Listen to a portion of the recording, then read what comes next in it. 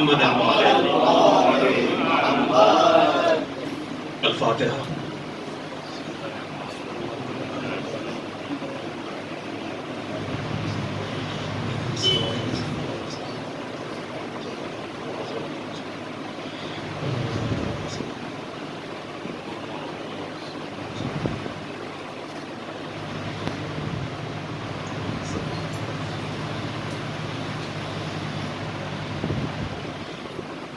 ایک سورہ فاتحہ کی مزید زحمت ہے۔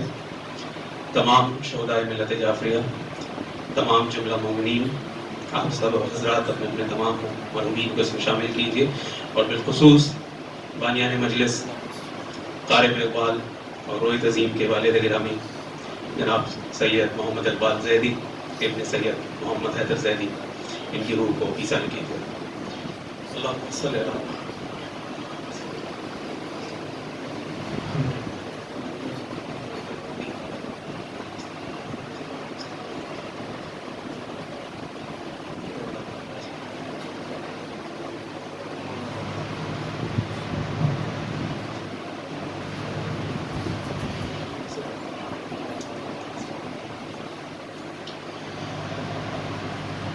اعوذ باللہ من الشیطان اللعین الرجیم، بسم اللہ الرحمن الرحیم، الحمد للہ رب العالمین الرحمن الرحیم، الصلاۃ والسلام علی اشرف الانبیاء والمرسلین وخاتم النبیین سیدنا و مولانا ابی القاسم محمد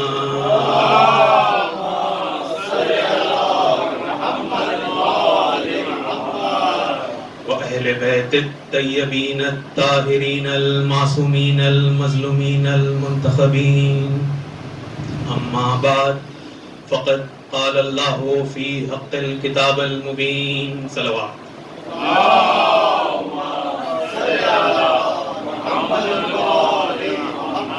بسم اللہ الرحمن الرحیم، ان الدین عند الاسلام، صلوات۔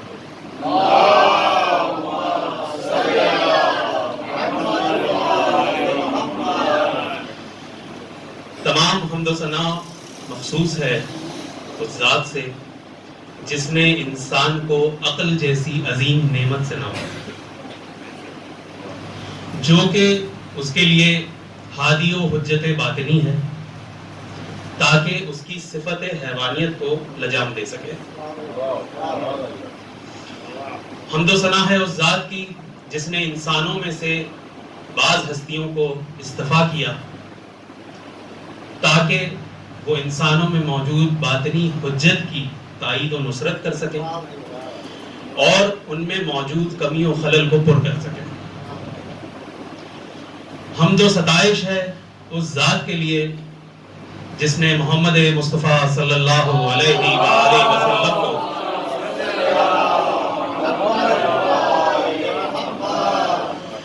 قرآن و اہل بیت کے ساتھ مبعوث کیا، جن پر ایمان لانے والے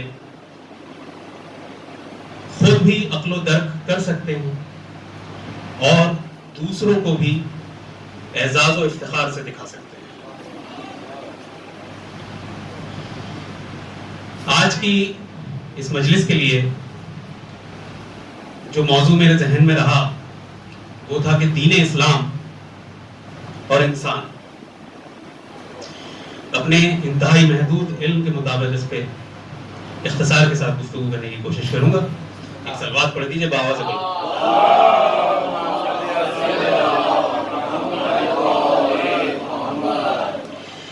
اہل نظر نے مذہب کی دو قسمیں کی، ایک ہے مذہب فطرت، ایک ہے مذہب حسن اخلاق۔ مذہب فطرت کی جو خامیاں ہیں مذہب اخلاق اس کی اصلاح کرتا ہے، یعنی فطرت کی جو خرابیاں ہیں اخلاق ان کو دور کرتا ہے۔ مذہب کے لغوی معنی چلنے کی جگہ، گزرگاہ، راستے کے۔ یعنی مذہب وہ راستہ ہے جس پہ نفس چلتا ہے. گھاٹ کے لغوی معنی دریا کے ہیں.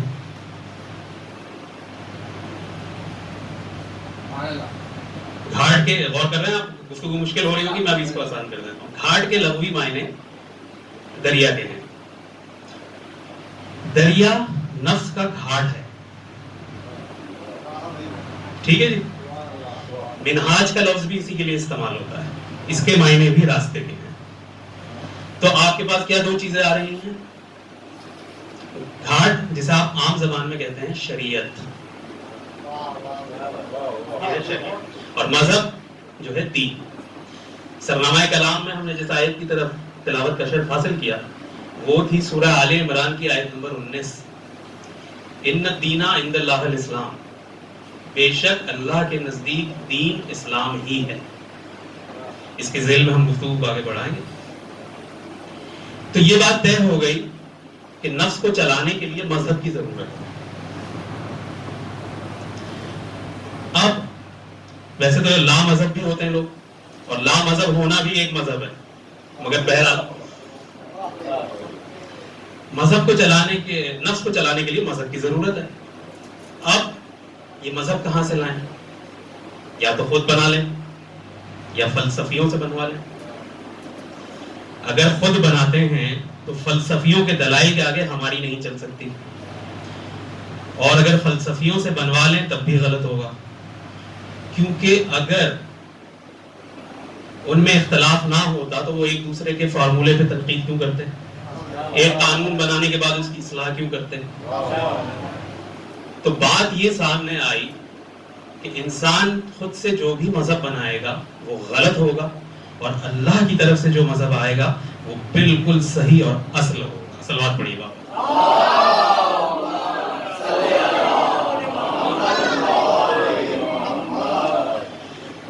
دیکھیں, اگر بات صرف اتنی ہوتی کہ انسان ماں سے پیدا ہوا قبر میں دفن ہو گیا تب تو خیر انسان مذہب بنا لیتے ہیں, مگر مذہب صرف جسم کے لیے نہیں ہوتا, روح اور نفس کے لیے بھی ہوتا ہے. اگر آپ کسی ڈاکٹر سے مشورہ کریں, رضوی صاحب بیٹھے ہوئے ڈاکٹر کی مثال پھر آ گئی ہے, وہ ناراض ہو جاتے ہیں کہ ہر بات میں آپ ڈاکٹر کی مثال لے آتے ہیں. اگر آپ ڈاکٹر سے مشورہ کریں تو وہ آپ کو جسم کے نفع و نقصان کے لحاظ سے چیزوں کی افادیت اور ان کا نقصان بتا دے گا کہ یہ استعمال کرو, اس میں فائدہ ہے, اس میں نقصان ہے, مگر وہ یہ نہیں بتا سکے گا کہ اس کا نفس پہ کیا اثر ہوگا. مدبرین اس بات پہ متفق ہیں کہ جانور کے گوشت کی جداگانہ تاثیر ہے. کچھ جانوروں کا گوشت غضبی قوت پیدا کرتا ہے, کچھ جانوروں کے گوشت میں بے حیائی کی تاثیر پائی جاتی ہے. اب جانوروں میں حلال و حرام وہی معین کر سکتا ہے جو تمام جانوروں کی حقیقت سے آشنا ہو. یہی صورتحال نباتات میں. بہت ساری آپ کو ایسی چیزیں مل جائیں گی جو جسم کو تو فربا کر دیں گی, مگر ان کا نشہ یا ان کے زہریلے اثرات نفس کے لیے نقصان دہ ہو سکتے ہیں. تو اس لیے اب ضروری ہے کہ جس ذات نے اس کائنات کو خلق کیا ہے وہی اس میں حلال و حرام کے قانون کو بھی معین کرے. اسی لیے پروردگار عالم نے کہا, ایک مذہب بنایا اور کہا ان الدین عند اللہ الاسلام, بے شک اللہ کے نزدیک دین فقط اسلام ہے.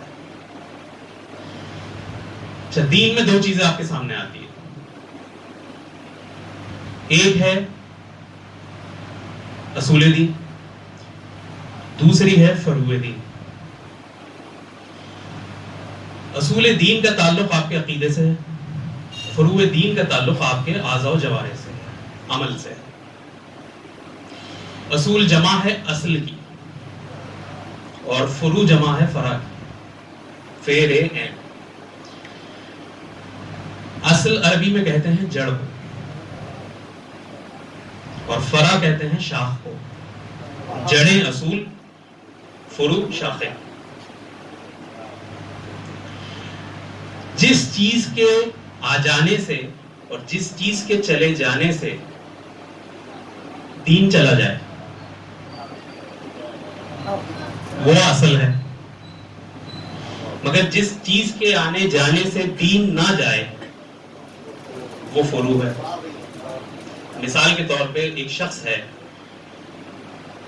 کلمہ پڑھتا ہے مگر نماز نہیں پڑھتا، اس سے وہ دائرہ اسلام سے خارج نہیں ہوگا۔ اس کو قطعی یہ مت لیجیے گا کہ میں سپورٹ کر رہا ہوں نماز نہ پڑھنے پہ، نماز واجب ہے، لیکن اس سے وہ دائرہ اسلام سے خارج نہیں ہوگا کیونکہ نماز فرض ہے۔ لیکن ایک شخص اگر کلمے کا ہی انکار کر دے تو وہ دین سے خارج ہو جائے گا۔ تو سمجھ یہ آیا کہ اصول جو ہے وہ ایک بنیاد ہے، حقیقت ہے، اور فروع کی بنیاد پر جنت و دوزخ کی تقسیم۔ سلوات پڑھ لیجیے بابا سے بلا۔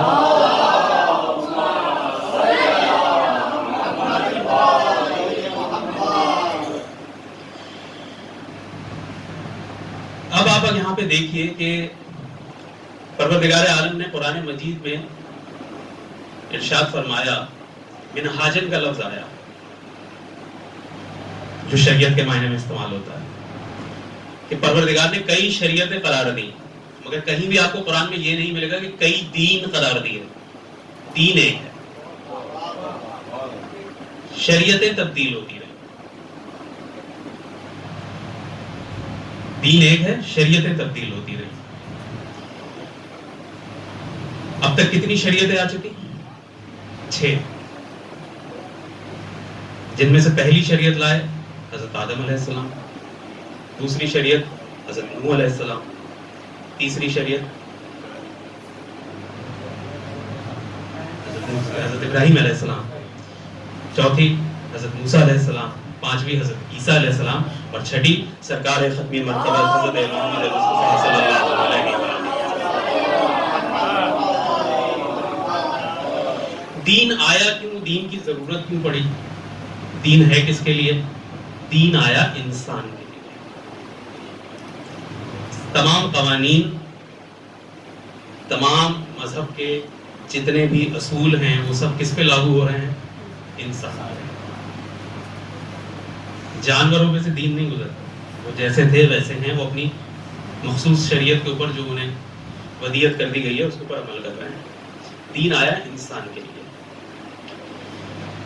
میں اس بات کا ذکر کرنا ضروری سمجھتا ہوں کہ یہ خوش قسمتی ہے کہ آج جس ممبر پہ بیٹھ کے میں یہ خطاب کر رہا ہوں، یہ ممبر حقیقت تو معصومین کا ممبر ہے، مگر اس ممبر پہ کل جناب رضا حسین قادری صاحب کے یہاں علامہ شہنشاہ حسین نقوی صاحب نے بھی خطاب کیا، اور میں باعث شرف سمجھتا ہوں کہ میں بھی آج ممبر سے خطاب کی سعادت حاصل کر رہا ہوں، اور اس کے لیے میں تہ دل سے شکر گزار ہوں کہ بے شک یہ چہاردہ معصومین کا کرم ہے، اور بانیان مجلس جناب عباس زیدی صاحب جو ہمارے گڈو ماما ہیں، اور طالب اقبال، رویت عظیم، ان بھائیوں کی محبت ہے، ورنہ میں اس قابل نہیں کہ اس ذکر کو کر سکوں، اور بے شک معصومین کا کرم اور ان احباب کی اور آپ سب کی محبتیں ہیں جو میں یہ ذکر کر پا رہا ہوں۔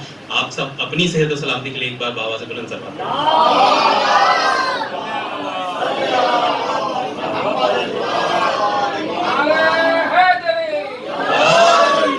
قاضمی صاحب، کل آپ کے ہاں مجلس میں علامہ صاحب نے ایک ذکر کیا، مگر وہ ظاہر موضوع بہت طویل ہے، وہ مکمل نہیں ہوا، میں بھی نہیں کر سکوں گا اسے، لیکن ذرا سی 2-4 باتیں اس کی ذیل میں۔ علی بھائی اندر تشریف لے آئیے، ایک سلوات پڑھ دیجیے ان کے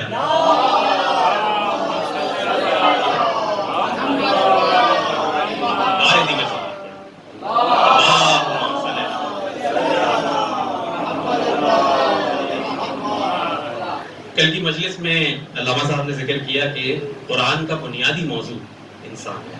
بالکل درست بات ہے، ایسا ہی ہے۔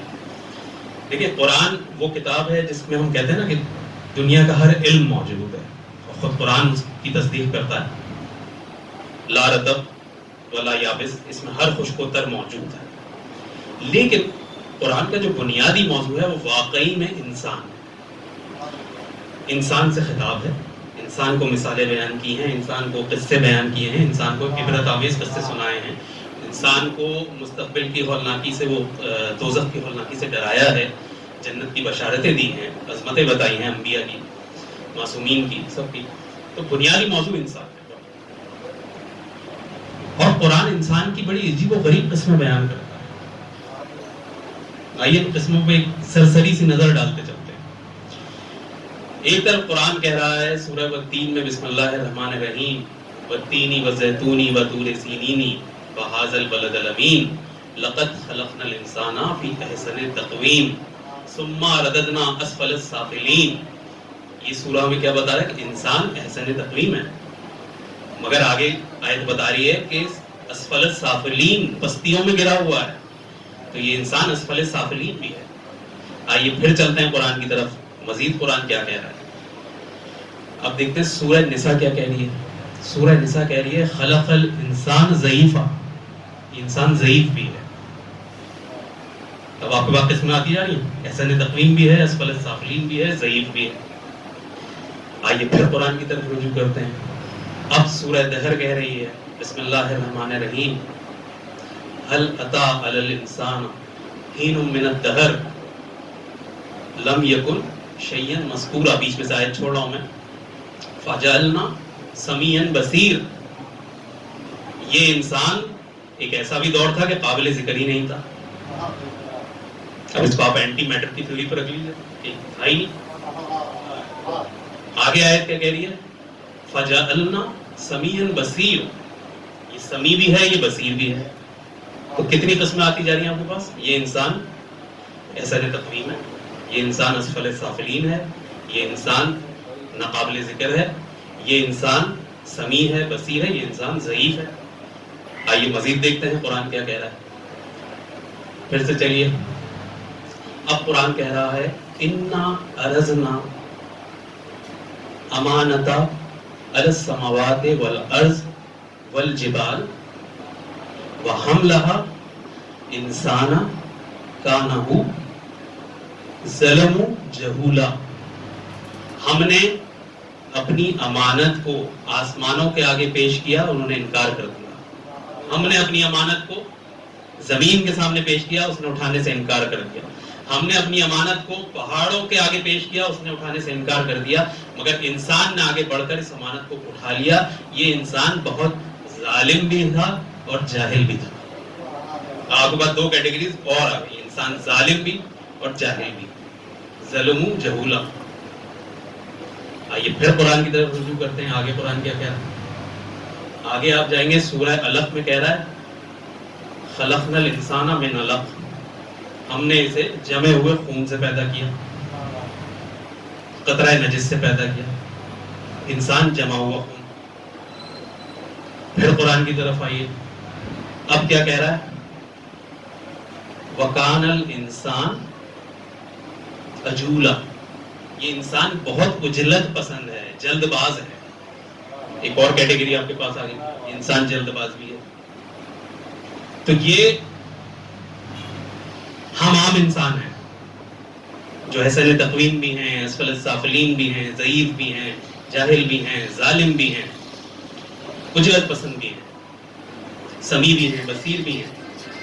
لیکن وہ انسان کون ہے جس کا قرآن بڑی صراحت کے ساتھ ذکر کر رہا ہے سورہ رحمان کے اندر، بسم اللہ الرحمن الرحیم، الرحمن علم القرآن خلق الانسان علم البیان۔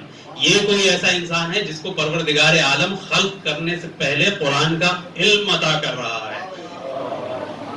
تو وہ لوگ جو آج نعوذ باللہ محمد رسول اللہ کو اور معصومین کو اپنے جیسا سمجھتے ہیں، وہ سب سے پہلے یہ کیٹیگری ڈیفائن کر دیں کہ کون سے والے انسان سمجھتے ہیں آپ ہیں۔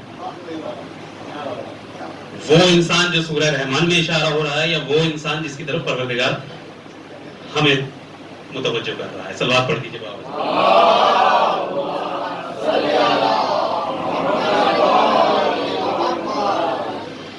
دیکھیں شریعتیں آتی گئیں، اس کے بعد آنے والے انبیاء ان شریعتوں پہ کاربند بھی رہے اور ان میں تبدیلیاں بھی ہوتی رہی، لیکن محمد رسول اللہ کے آنے کے بعد پچھلی تمام شریعتیں منسوخ ہو گئی اور اب شریعت محمدی قیامت تک جائے۔ تو کیا ایسی وجہ ہوئی کہ پروردگار نے اس شریعت کو آخری شریعت قرار دے دیا؟ کچھ ایسی ہستیاں ہیں نا کہ جن کے وجود کے اطمینان پہ پروردگار نے اپنے حبیب کو خاتم المرسلین قرار دیا. صلوات پڑھیے بابا سے.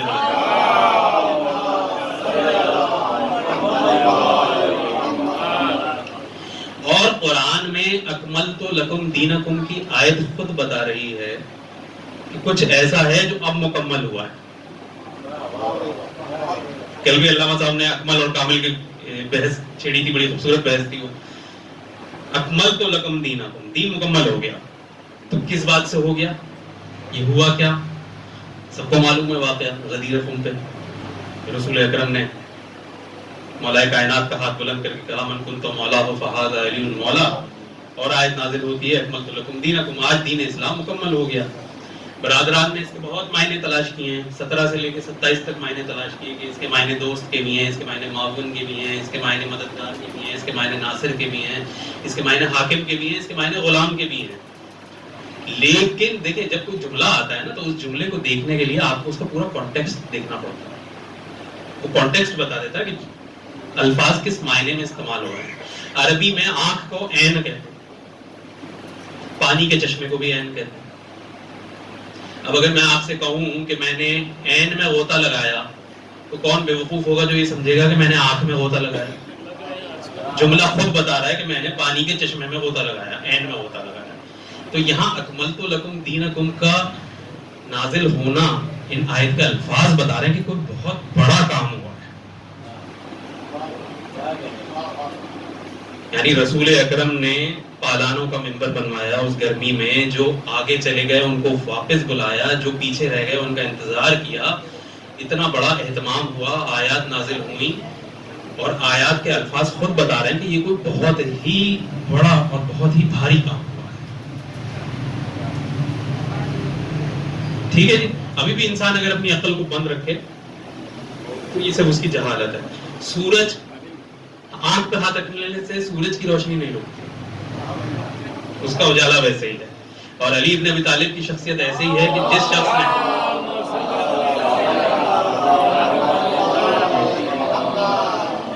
جس شخص نے جتنی 70 سال 80 سال مختلف روایات ہیں, جتنی ہجوم اس شخصیت کی گئی سرکاری سطح پر,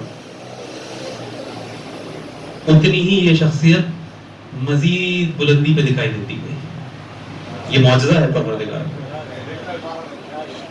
کیونکہ دیکھیں امامت جو ہے, امامت 2 معنوں میں استعمال کی جاتی ہے. ایک معنی ہے خلافت, امامت کے معنی ایک معنی خلافت کے, دوسرے معنی ہیں پیشوائی کا, رہبری کا.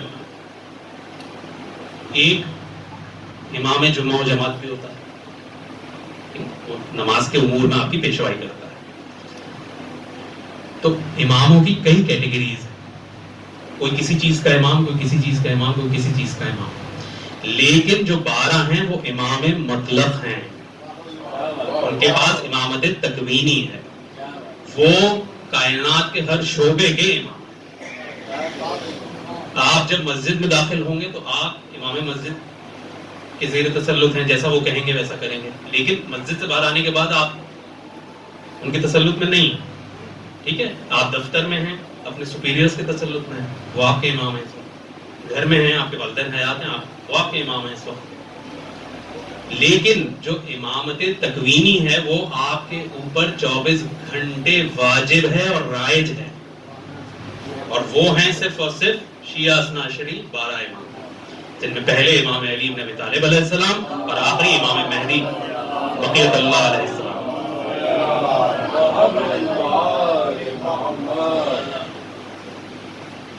اب دیکھیں کل جو مجھے بار بار علامہ صاحب کے, میں ابھی تک ان کا لطف لے رہا ہوں جملوں کا, جو انہوں نے کہا کامل اور اکمل, کہ اصحاب کامل ہیں اور نبی اور امام اکمل ہیں. تو یہ ایسا خوبصورت کام ہے انبیاء کا بھی, ہمارے نبی اکرم کا بھی اور امام علی علیہ السلام کا بھی, کہ جو اصحاب تیار کیے ہیں.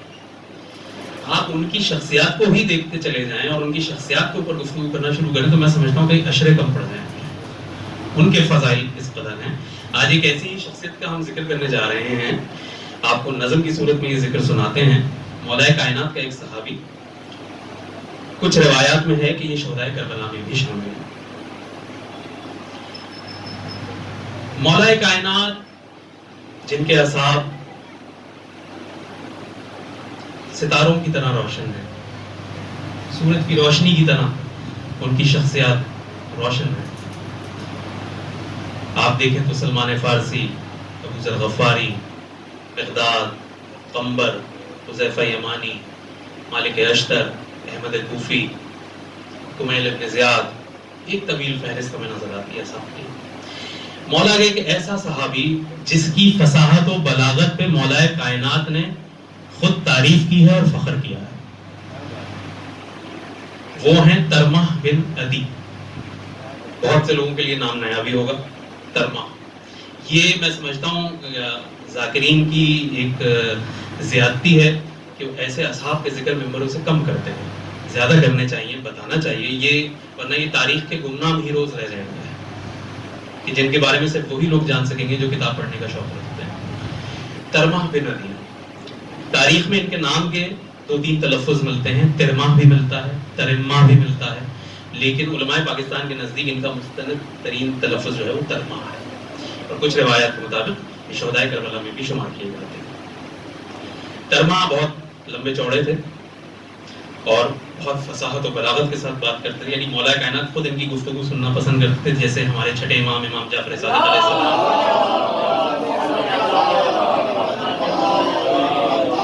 اپنے اصحاب حشام اور مفضل کی تعریف کیا کرتے تھے کہ مجھے تم سے گفتگو کرنا اچھا لگتا ہے۔ تو کس ذہنی معیار کے لوگ ہوں گے۔ تو ترمہ کی شخصیت یہ ہے کہ نظم کی صورت میں ان کے بارے میں آپ کو بتاتے ہیں ایک واقعہ، کیونکہ مولا کائنات کے جو اصحاب ہیں نا، ان کے کارنامے عجیب ہیں۔ ان میں کوئی کبھی کہیں جنت بھیج دیتا ہے، کوئی سورج کو چڑھنے نہیں دیتا، کوئی آسمان سے کھانے منگوا لیتی ہے، اس کی راہ دیکھتی ہے ارم کی زمین، اس کی راہ دیکھتی ہے ارم کی زمین، پنجتن کی گلی سے جسے پیار ہے۔ آپ کی سوالوں کی نظر، اس کی راہ دیکھتی ہے ارم کی زمین، پنجتن کی گلی سے جسے پیار ہے، جس کی ماں نے خیانت نہیں کی کبھی، میرا مولا علی اس کا سردار ہے۔ اس کی راہ دیکھتی ہے ارم کی زمین، پنجتن کی گلی سے جسے پیار ہے، جس کی ماں نے خیانت نہیں کی کبھی، میرا مولا علی اس کا سردار ہے۔ جو محمد کے ناصر کا نوکر بنے، اس کی عزت کا جگ میں یہ معیار ہے، کوئی سلمان ہے، کوئی مقداد ہے، کوئی ترمہ ہے، کوئی مختار ہے۔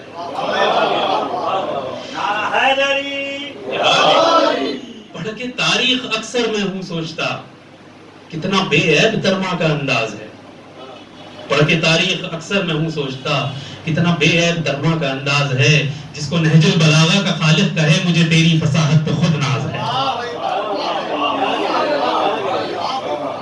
جنگ جمل کے بعد کا واقعہ ہے، حاکم شام نے مولا کائنات کو ایک خط لکھا۔ اس خط میں اس نے لکھا کہ اے علی، تمہیں اپنے لشکر پہ بڑا ناز ہے، تمہارے پاس چند افراد ہیں جو پڑھے لکھے ہیں، میرے پاس جاہلوں کی فوج ہے۔ تمہارے پاس چند لوگ ہیں جو قرآن و سیرت سنت کو جانتے ہیں، میرے پاس سارے ایسے ہیں جنہیں ان کا کچھ نہیں پتا۔ جو جاہل میرے پیچھے بدھ والے دن جمعہ پڑھتے ہیں، کیا تم سمجھتے ہو تمہاری حمایت کر سکتے؟ مجھ سے لڑنے کا خیال دل سے نکال دو۔ مولا کائنات نے خط کا جواب لکھوانا شروع کیا۔ میں ہوں عبد خدا ناصر مصطفیٰ، میں ہوں عبد خدا ناصر مصطفیٰ، میرے دل میں شریعت کا احساس ہے، پڑھنا آتا ہے تو غور سے پڑھ ذرا، میرا ہر لفظ جرت کا عکاس ہے۔ میں ہوں عبد خدا ناصر مصطفیٰ، میرے دل میں شریعت کا احساس ہے، پڑھنا آتا ہے تو غور سے پڑھ ذرا، میرا ہر لفظ جرت کا عکاس ہے۔ تیرے اجداد کے جس نے کاٹے ہیں سر، وہی تلوار اب بھی میرے پاس ہے۔ بے خبر تجھ کو شاید خبر ہی نہیں، میرے ایک شیر کا نام عباس ہے۔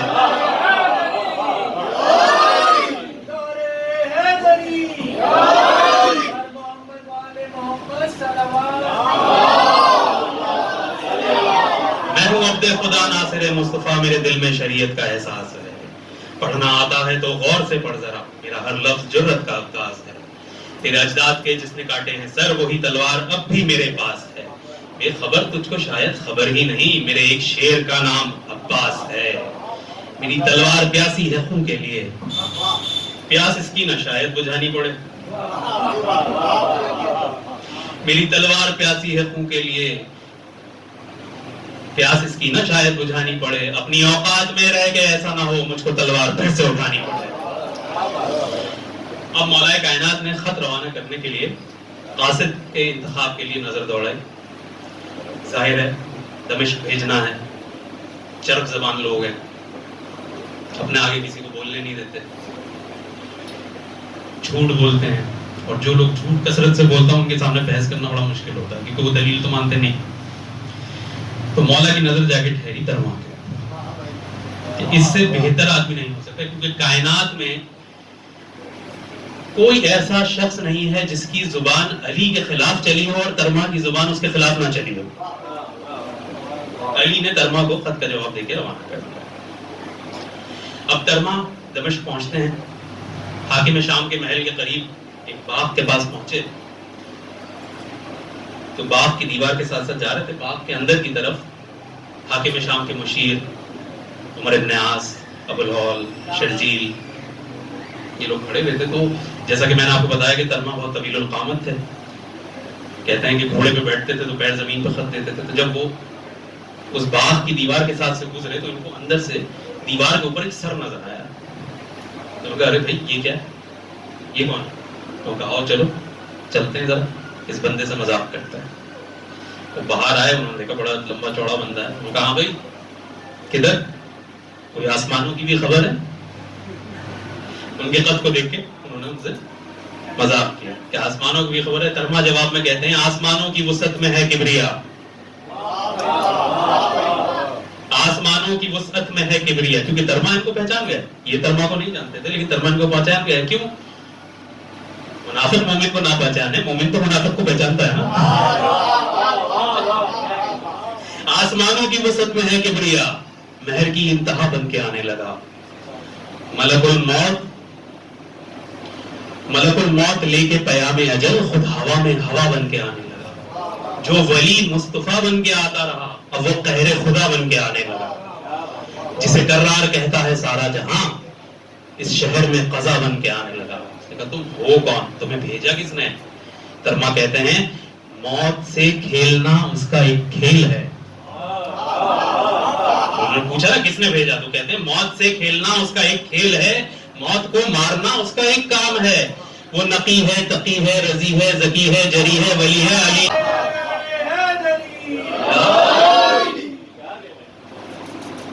ترما دربار کے اندر گئے اور دربار کے اندر لے جا کے اپنا گھوڑا بیچ دربار میں کھڑا کر دیا۔ عمر ابن عاص نے کہا یہ کیا حرکت ہے، دربار کے اندر گھوڑا لے کر آیا؟ تو اس نے کہا میرے مولا نے مجھے بھیجتے وقت کہا تھا چوروں کی سرزمین ہے،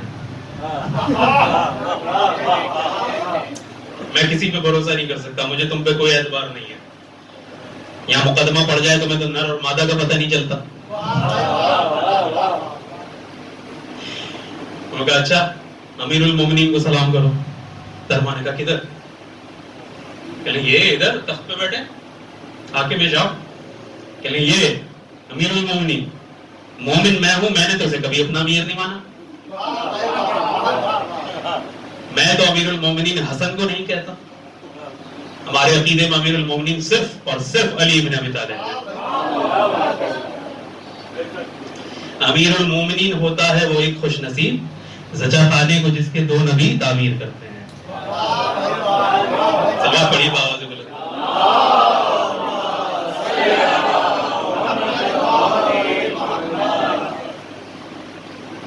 حاکم شام نے کہا کہ اچھا تمہیں علی نے بھیجا ہے، ذرا بتاؤ تو کیا ماحول تھا وہاں، کون لوگ ارد گرد ہیں آج کل علی کے؟ اب ترما جواب دیتے ہیں میں نے چھوڑا ہے مولا کو جس بزم میں وہاں افراد تیغوں سے ڈرتے نہیں، میں نے چھوڑا ہے مولا کو جس بزم میں وہاں افراد تیغوں سے ڈرتے نہیں، جب جہاں جس گھڑی جو علی نے کہا سب اطاعت سے انکار کرتے ہیں، میرے مولا کے نوکر وہ سورج ہیں جو عرش قسمت پہ چڑھ کے اترتے نہیں. زندگانی میں بدتر ہو تم موت سے, وہ حلالی تو مر کے بھی مرتے نہیں. دو ہوشیار سمجھدار عالم فصیح جو شہنشاہ دارین ہیں, جن کے قبضے میں جنت کی جاگیر ہے, میرے مولا کے فرزند حسنین. حاکم شام نے کہا بھائی تو عربی تو بڑی اچھی بولتا ہے, اتنی اچھی عربی تو نے کہاں سے سیکھی؟ ترما جواب میں کہتے ہیں, کیا اندازہ ہے آپ کا, کیا جواب ہوا ترما؟ چلے بتاتے ہیں آپ کو. ترما جواب, جب اس نے کہا نا کہ تو اتنی اچھی عربی کیسے بولتا ہے, ترما نے کہا وہ منبر سلونی کا مالک جو ہے, وہ منبر سلونی کا مالک جو ہے, اس کے نطق و سخن کی یہ تنویر ہے. وہ منبر سلونی کا مالک جو ہے, اس کے نطق و سخن کی یہ تنویر ہے. لفظ سچ دھج کے آئیں سلامی کریں, اور اس میں بھی لفظوں کی توقیر ہے. میری گفتگو میں جو بلاغت ہے نا, میرے مولا کے لنگر کی تاثیر ہے. وہ فقیہوں بلیغوں نجیبوں ادیبوں شریفوں کی جاگیر ہے. اس نے کہا تو بڑی ادبی زبان بول رہا ہے, لیکن تیری حرکت سے سمجھ میں نہیں آ رہی. گھوڑا تو اندر تک لے آیا, مقصد کیا ہے آنے کا؟ اس نے کہا تم نے خط بھیجا تھا, جواب لایا. اس نے کہا جواب دو, لاؤ خط دو.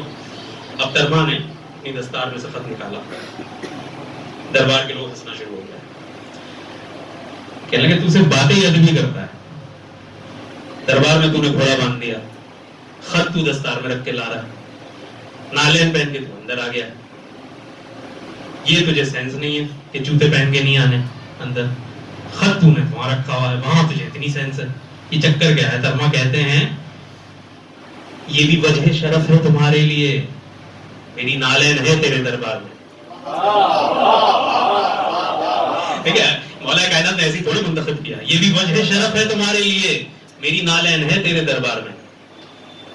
خط علی کا ہے, رکھنا تھا اونچی جگہ, اس لیے میں نے رکھا ہے دستار میں. ترما نے خط دیا, معاویہ نے خط پڑھا, اور خط پڑھنے کے بعد اسی وقت جواب لکھوانا شروع کیا. اس زمانے میں اکثر ایسے ہی ہوتا تھا کہ قاصد کے ہاتھ خط واپس بھی روانہ کرتے تھے. معاویہ نے جواب لکھوانا شروع کیا کہ لکھو کہ علی میرا لشکر ستاروں کی مانند ہے, اور میرے سپاہیوں کی مثال ایسی ہے جیسے کسی بہت بڑے میدان میں بے شمار دانے بکھرے پڑے ہوں, جس دانے کو اٹھاؤ گے اس کے نیچے سے ایک سپاہی نکل آئے گا.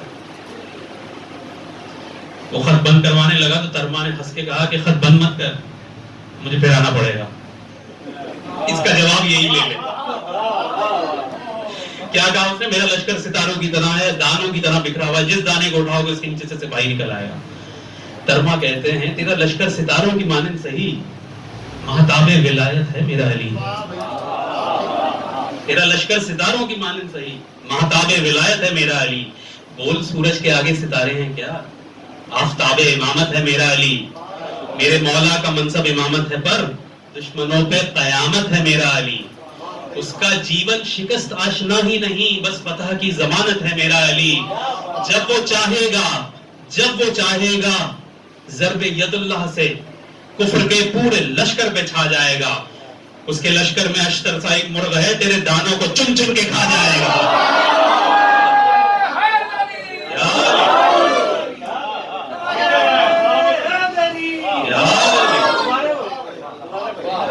تیرا لشکر ستاروں کی مانند صحیح, مہتاب ولایت ہے میرا علی. بول سورج کے آگے ستارے ہیں کیا, آفتاب امامت ہے میرا علی. میرے مولا کا منصب امامت صحیح, دشمنوں پہ قیامت ہے میرا علی. اس کا جیون شکست آشنا ہی نہیں, بس فتح کی ضمانت ہے میرا علی. جب وہ چاہے گا ضرب ید اللہ سے کفر کے پورے لشکر پہ چھا جائے گا. اس کے لشکر میں اشتر سا ایک مرغ ہے, تیرے دانوں کو چن چن کے کھا جائے گا. اب جب اتنی سبکی ہو گئی تو ہمیشہ سے ایک ہی حربہ آزمایا جاتا ہے کہ کچھ دے دلا کے اپنی طرف کیا جائے. تو معاویہ نے کہا کہ بھئی حاکم شام نے کہ اگر ہم تمہیں کچھ تحائف دیں قبول کرو گے؟ کہا کر لوں, اگر تحائف لائے جائیں. ترما جواب میں کہتے ہیں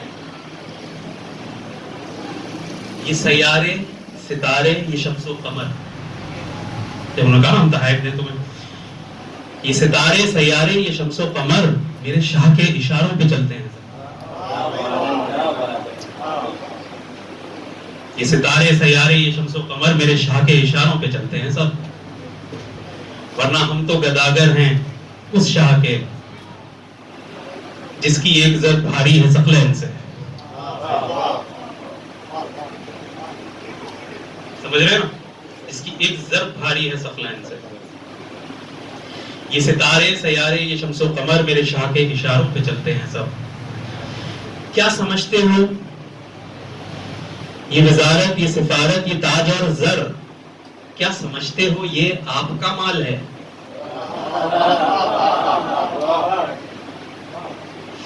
یہ وزارت، سفارت، یہ تاج اور زر، کیا سمجھتے ہو یہ آپ کا مال ہے؟ دہر میں جو بھی ہے جتنا ہے مولا کا ہے، کیوں نہ لوں گا تیرے باپ کا مال ہے؟ تحائف جو بھی چیزیں پیش کی گئی، ترما نے وہ سب لیا اور اپنے گھوڑے کی گردن میں جو ایک کپڑا بندھا ہوتا ہے جس میں چارہ وغیرہ رکھا جاتا ہے تاکہ گھوڑا جب چاہے جھک کے اس میں سے کھا لے، اس نے وہ سارے چیزیں اس کے اندر ڈال دی. حاکم شام نے کہا کہ اب تک تو وہ بڑی بلاغت کی باتیں کر رہا تھا، یہ کیا حرکت کی ہے؟ یہ کوئی جگہ جواہر رکھنے کی؟ تب ترما جواب کیا دیتے؟ اس کا یہ تو بڑی احمقانہ حرکت کی ہے تم نے، بے ادبانہ حرکت. اب ترما جواب دیتے ہیں کہ یہ ستارے، یہ سیارے، یہ شمس و قمر میرے شاہ کے اشارے پہ چلتے ہیں سب.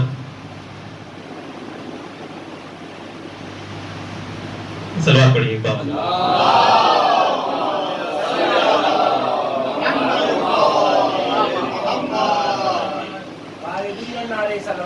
حق ملتا ہو، یہ حق ملتا ہو جہاں سے بھی لے لیجئے. اب یہ ترما کا آخری جواب ہے، نظم اپنے اختتام پہ آ گیا.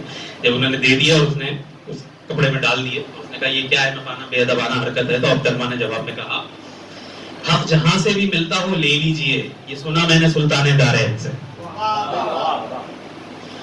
حق جہاں سے بھی ملتا ہو لے لیجئے، یہ سنا میں نے سلطان دارین سے، ورنہ ہم تو گداگر ہیں اس شاہ کے جس کی ایک ضرب بھاری ہے ثقلین سے. احمقو، بے ادب کہہ رہے ہو اسے جس نے سیکھے ہیں آداب حسنین سے. میرے گھوڑے کی گردن میں کپڑا ہے جو مس ہے وہ میرے مولا کی نالین سے.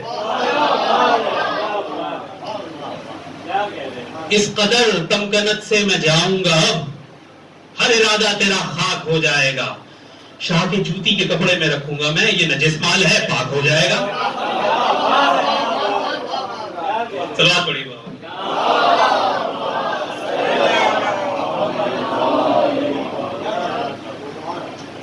یہ وہ شخصیات ہیں جن شخصیتوں کی تربیت کری رسول خدا نے، ہمارے ائمہ معصومین نے، خصوصاً امام علی علیہ السلام نے. اور صرف انسانوں کے ہی نہیں، ہر مخلوق کے حقوق کا خیال رکھا. یعنی وہ علی بن ابی طالب جو 19 رمضان کو ضربت لگنے کے بعد بستر شہادت سے یہ پیغام دیتے ہیں، جب وصیت کرتے ہیں تو اس وصیت میں اس بات کو بھی خصوصیت کے ساتھ لکھواتے ہیں کہ یہ جو بطخیں، یہ مرغابیاں ہیں، ان کا خیال رکھنا، اور اگر ان کا خیال نہ رکھ سکو تو انہیں آزاد کر دیں. جس خاندان نے انسانیت کو غلامی اور ظلمت کی زنجیروں سے آزاد کیا، اسی خاندان کے ہاتھ میں ہتھکڑیاں پہنا دی.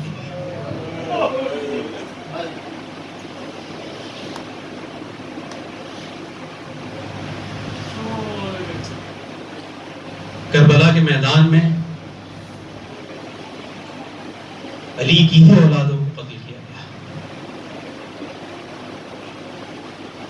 آپ سب نے کربلا کی عزاداری میں یہ منظر دیکھا ہوگا کہ 10 محرم کو بوقت ظہر ایک قافلہ دوڑتا ہوا آتا ہے، باب قبلہ سے داخل ہوتا ہے اور پھر حرم مولا عباس علیہ السلام کی طرف جاتا ہے.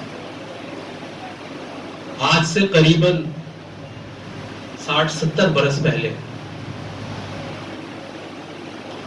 عاشور کے دن ظہر کے وقت ایک بوڑھے شخص نے امام حسین کی زری پہ ایک زوردار چیخ ماری اور روتا ہوا اور چلاتا ہوا روضہ عباس کی طرف بھاگا اور یہ کہتا ہوا بھاگا، عباس دوڑو، عباس سکینہ پیاسی ہے، عباس حسین کی مدد کرو۔ وہ یہ جملے کہتا ہوا چلا، لوگ اس کے پیچھے چلے۔ اس کے بعد سے یہ قبیلہ بنی توراج کا شخص تھا۔ تب سے آج تک قبیلہ بنی توراج کی یہ رسم ہے کہ وہ لوگ بوقت ظہر اسی طریقے سے آتے ہیں اور اسی طرح سے صدائے دیتے ہوئے امام حسین کے روضے سے روضہ عباس تک جاتے ہیں۔ ایک اعلان میرا بھی دل کر رہا ہے کہ کر دوں کہ ایھا الناس، کربلا کے میدان میں محمد مصطفیٰ کا نواسہ جانوروں کی طرح ذبح کر دیا گیا۔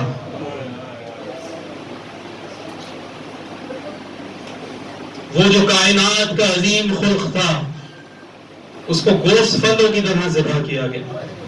پسے گردن سے 13 سے 17 ضربے مار کے اس کی گردن کی ہڈی توڑی گئی۔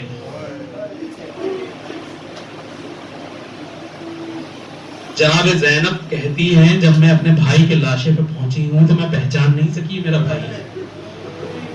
بچپن سے ساتھ رہنے والے نہیں پہچان سکی۔ امام سجاد کہتے ہیں اپنے بابا کے لاشے کو دیکھ کے قریب تھا کہ میرا دل پھٹ جاتا، میری پھوپھی نے مجھے سنبھالا۔